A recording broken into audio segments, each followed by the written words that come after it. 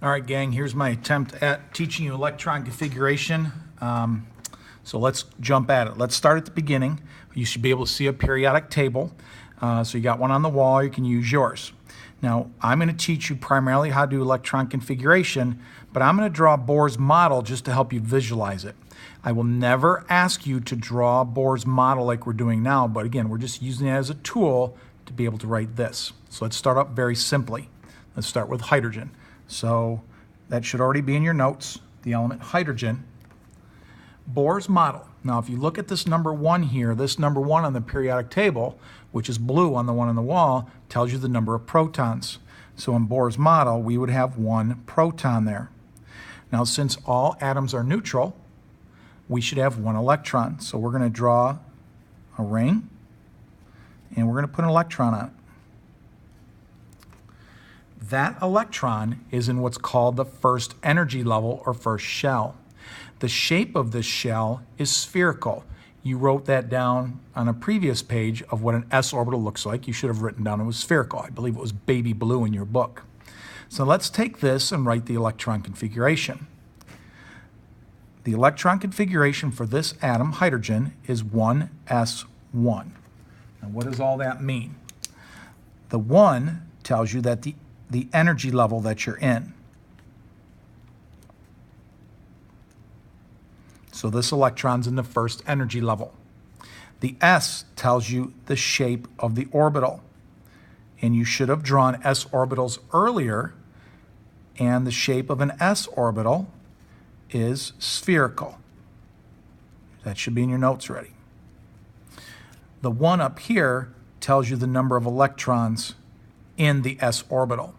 So 1s1 means 1 electron in a sphere, picture it like a globe, in the first energy level.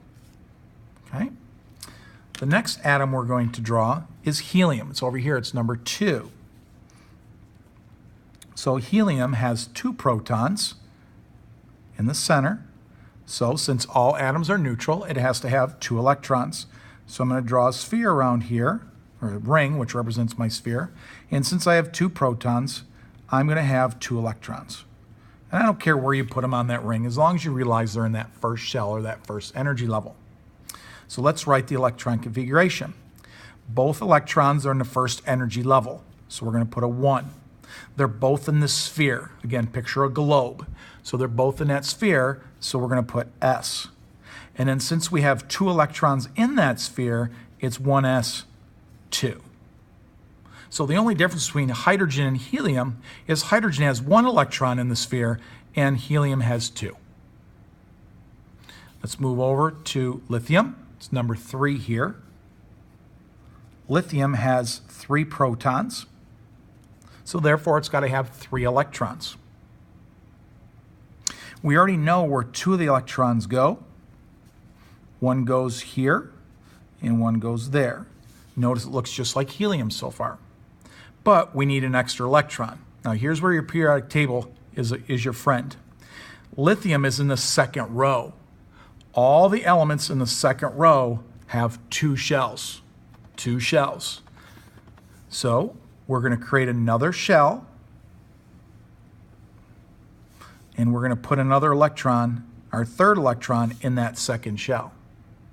So look at hydrogen and helium. They're both in the first row. They only have 1 shell, or 1 energy level. Lithium, in the second row, has 2 shells. So we already know that the first 2 electrons were 1s2.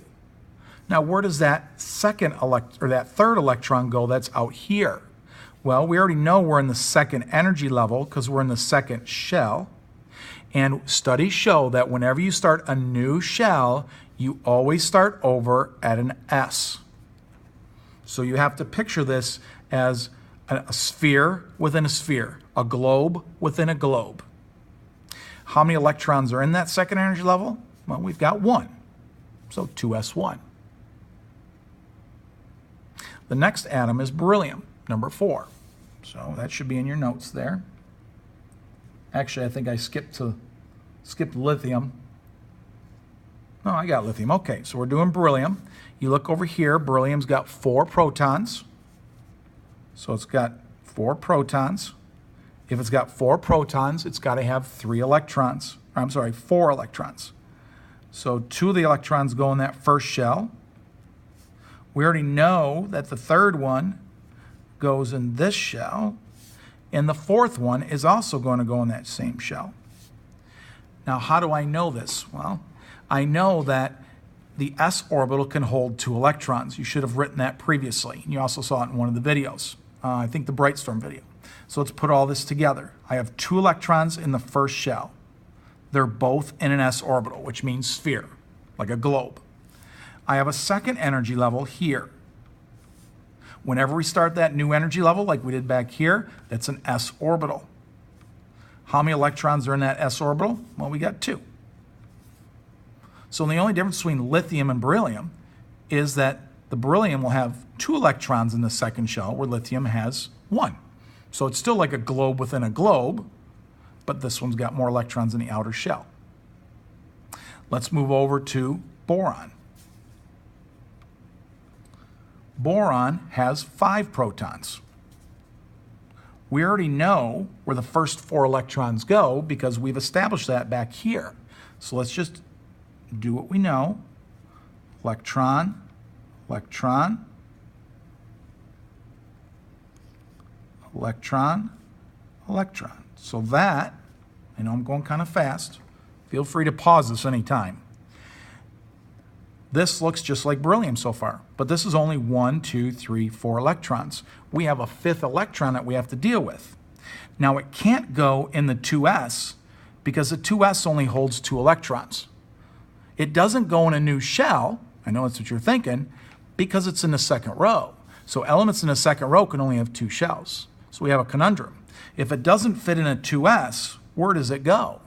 Well, it still is in the second shell, but it's not a 2s like these 2 guys.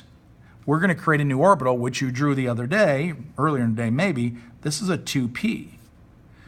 Now, the only difference between a 2s and a 2p is the shape. They're both in the second energy level, but where the 2s's travel in a sphere, this travels in an ellipse. So I'm just going to put like a little, an ellipse is like an oval. It goes like that. So instead of the electron traveling around the nucleus in a big globe, it's doing this elliptical shape like you drew with your 2p orbitals. So our electron configuration is 1s2, 2s2, 2p, how many? 1, right there. So I will ask you on a test to say, how many electrons in the second shell? Well, your second shell is 2. And you have 2 electrons here, and you have 1 here. 2 plus 1 is 3. So there are 3 electrons in the second shell, or second energy level. Means the same thing. All right, let's keep going. After boron, we've got carbon. So look on the periodic table. Carbon's got 6 protons. 6 protons. And let's make carbon look like boron, but we have to add an electron. So you're going to put your 2 electrons here. Those are both s's because that's what you fill first. We know we have 2 shells because we're still in the second row. This is going to be a 2s, and this will be a 2s. Remember, all s means is spherical, like a big globe. And then on boron, we put an electron there, but we call it a 2p. And the only difference was it's traveling like in this elliptical pattern, like that. So that's 1, 2, 3, 4, 5 electrons, but we have to have 6. How do we know it doesn't go in a new shell? Because we're only in the second row. So it's got to go in this shell, and it also is a 2p electron, which means it's traveling in this ellipse, like so. So putting it together, you've got 1s2, 2s2, 2p2. Again, what's the difference between 2s and 2p? Well, the shape. S is spherical, look back at your notes, and p is elliptical. That's the only difference. My analogy is this. It's like going to a hotel, and on the second floor, there are 2 kinds of rooms. There are S rooms and P rooms. This might be 2 double beds, where the 2P might be 2 queen beds. They're both on the second floor. They're just different kinds of rooms. Maybe they're different shapes, different kinds of beds, that kind of thing. So now what I'd like you to do, I want you to pause the video, and I want you to see if you can write Bohr's model and the electron configuration for nitrogen. So go ahead and pause this.